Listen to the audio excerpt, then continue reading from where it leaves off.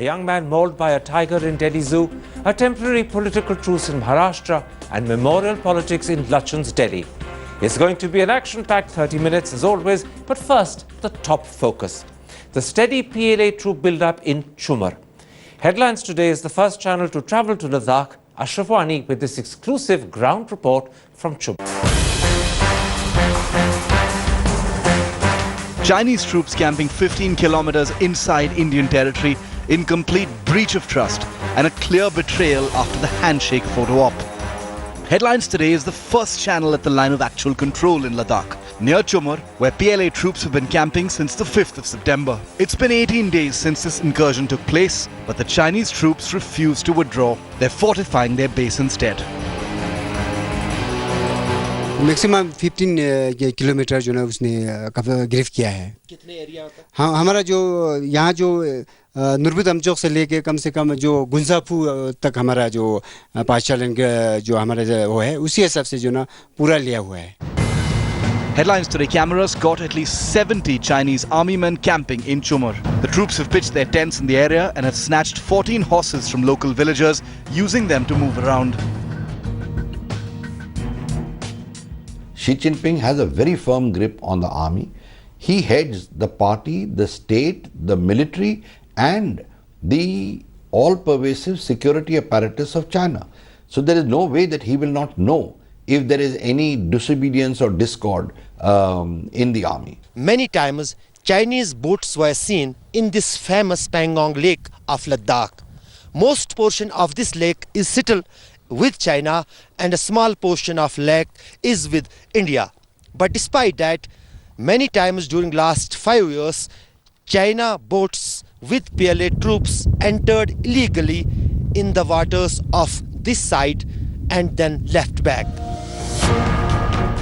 PLA troops are also pushing civilians to the forefront to protest against Indian population in Demchok, where Chinese have objected to the construction of an irrigation canal. For the last 13 days, these Chinese civilians have combined forces with the PLA and they refuse to allow residents of Demchok to construct the canal in the area, claiming it to be disputed territory.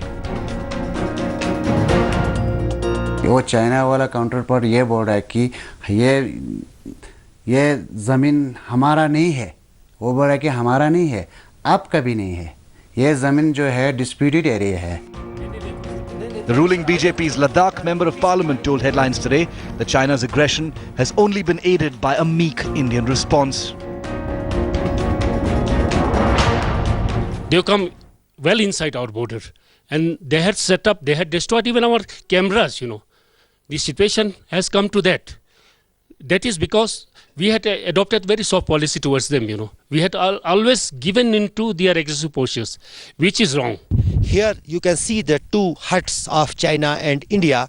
This is the venue of flag meetings between Indian and Chinese army. So far in the round of flag meetings, it seems that China is still strict on his position and wants that Indian army should place its posts 20 kilometers behind. But so far they are not ready to move their position from the actual position where they are now in the Chumur area on line of actual control. With cameraman Rauf Ahmed, Ashraf Wani for Headlines Today on line of actual control in Trishul.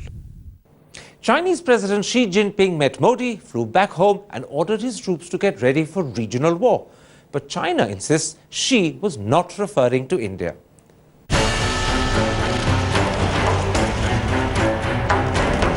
Were the warm smiles and the firm handshake with just a camouflage for his real designs?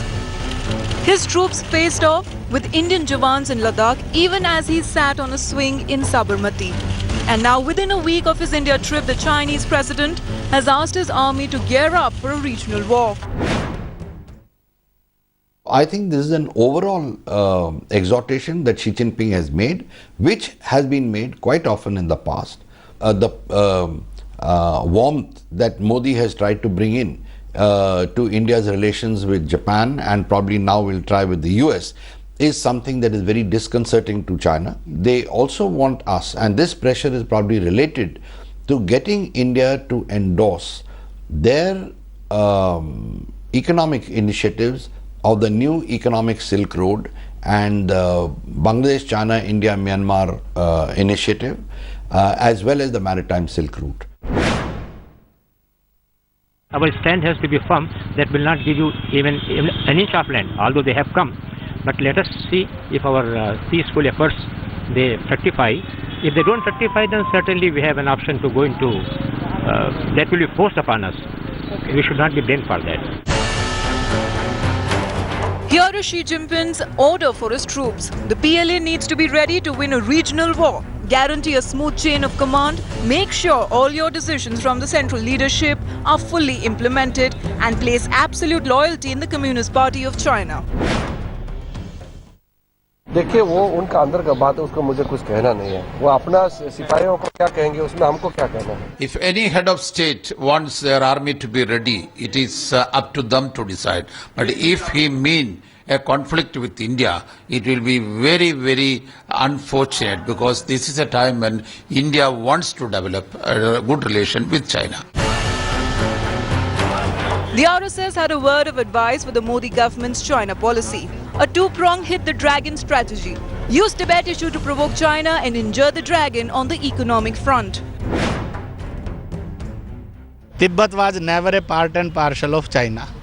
इसलिए उसकी स्वतंत्रता और उसको वहाँ पर राज करने के अधिकार का रास्ता भारत ने और विश्व के देशों ने आगे बढ़कर तिब्बत के समर्थन में इसलिए नहीं लेना चाहिए कि चीन का विरोध है, इसलिए लेना चाहिए ये एक सत्य है. As outrage built in India, China came out with a statement denying that Jinping's comment was linked to a war with India, calling it a wild guess. But then who is the target of this war cry? Bureau Report, Headlines Today. An investigation has been launched into the case of a white tiger that mauled a young man at the Delhi Zoo this afternoon.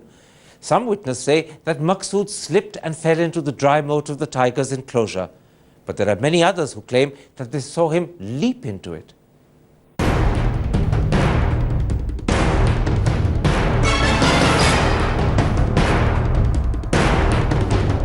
20-year-old Maqsood's terrifying final moments at the hands of a white tiger. A horrifying sequence of events on Tuesday afternoon at Delhi's popular heart of the city zoo. These disturbing images captured by spectators with their mobile phones as the big cat, aggravated and provoked at the unwelcome intruder, killed Maqsood and then dragged his body away. People who witnessed the incident say it played out for 10 to 15 terrifying minutes.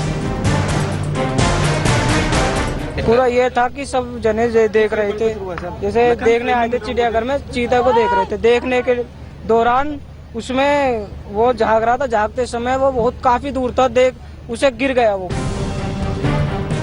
Eyewitnesses say the tiger was also dangerously provoked by spectators who threw rocks and other objects at it, even as it confronted Maqsood, who had fallen into the protective moat surrounding the enclosure.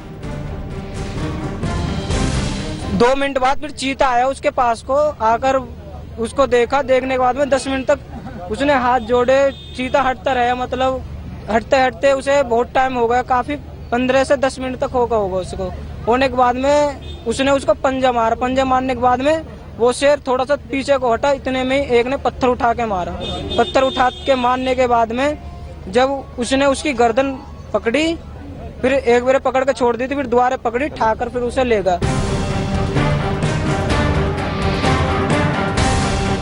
Rushing to the spot after the alarm was raised, the Delhi police secured the area and began investigations on Tuesday afternoon with zoo officials. जितनी अभी preliminary inquiry हुई है कि जो trench है इसमें ये जो लड़का था ये गिर गया था या कूद गया था, it's a matter of enquiry. ठीक है, तो उसके बाद इसकी डेथ हुई है. तो बाकी जो कॉज ऑफ डेथ है वो तो पोस्टमार्टम से पता लगेगा. But the 3 immediate questions that linger are perhaps as disturbing as the attack itself. Why were no Delhi Zoo guards posted at the dangerous animal enclosure so that they could respond immediately? The same guards could have prevented the victim from venturing so close to the enclosure. Finally, why did spectators further aggravate the beast by throwing rocks at it?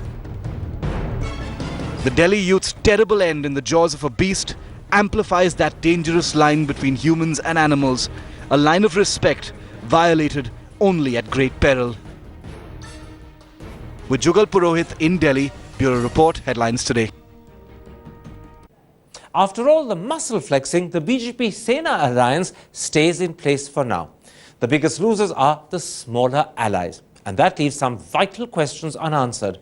Will this hasty patch-up formula work, and for how long?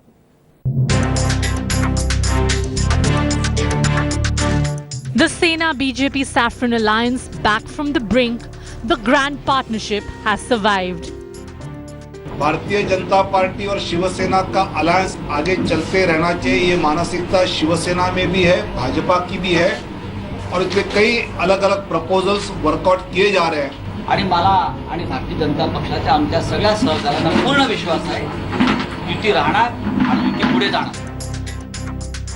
But none of the two big parties have conceded an inch. As per the new formula, BJP gets its 130 seats, while Sena sticks to its demand of 151. The biggest losers are small allies in the Mahayuti, who have been reduced to 7 seats. The day began with a crucial emergency huddle at the BJP office. After 2 hours, Sena top guns joined the meeting. And soon it was time for a photo op and to declare that all is well. Much before, Sena had set the tone for the meeting with a conciliatory editorial. And this one had come with the BJP refusing to budge from its demand. But while BJP-Sena meet peace, the smaller parties squirmed. The big brothers had left only 7 seats for 4 parties, while 2 among them had no specific demands for seats. RPI had demanded 20 and RSP 10. Clearly a take-it-or-leave-it deal for the smaller partners. Even as Sena BJP unveiled the new seat-sharing formula, the smaller parties in the alliance are still stuck to their demands. As per the sources inside the party, 7 seats are just not enough. But the brinkmanship continued late into the evening, with all the Mahayuti partners holding their cards close to their chest and Sena BJP trying to get them on board. Amrita Shedge in Mumbai for Headlines Today. Now you can take a seaplane ride from Mumbai to Shirdi, cutting down on travel time. So what used to take 5 hours will now take only 45 minutes. Watch as Sakhi Deshpande takes off on this incredible journey.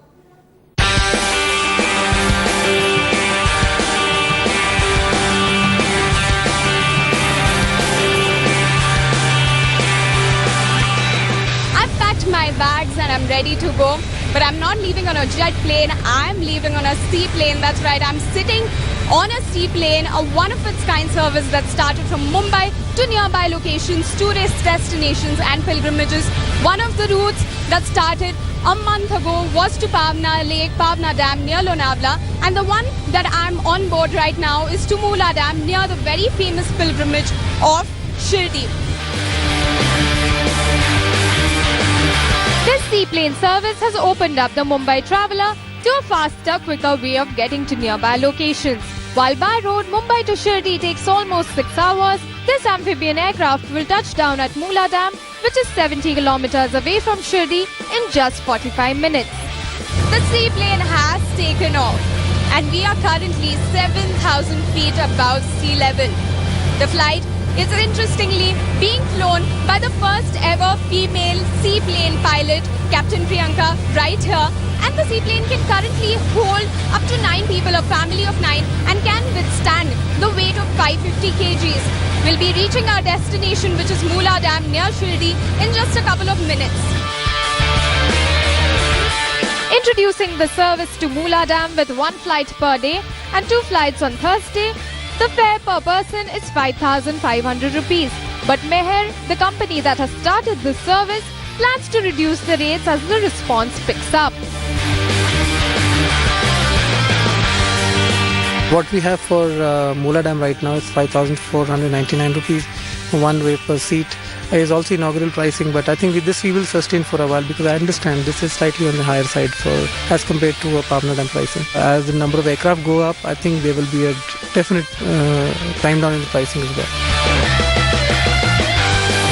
Meher plans to launch the same service to nearby tourist locations and pilgrimages lacking air connectivity but are situated near important water bodies.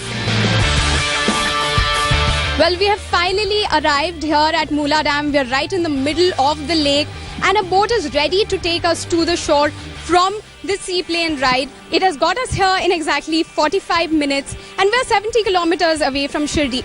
The plan is to extend the service to other locations like Mahabaleshwar, like Nasik, and it will prove to be very convenient for business travelers, for elderly and for families planning to go on pilgrimages. An affordable rate and a very convenient service to bring Maharashtra closer and make it a smaller place. With cameraman Mangesh Amre, Sakhi Deshpande for Headlines Today. American jets began bombing ISIS targets in Syria early this morning, raising US involvement in the war-torn country and sending a forceful message to ISIS. Notably, these are the first strikes against the terror group inside Syria ever since Obama's announcement earlier this month that he was prepared to expand the American efforts beyond targets in Iraq.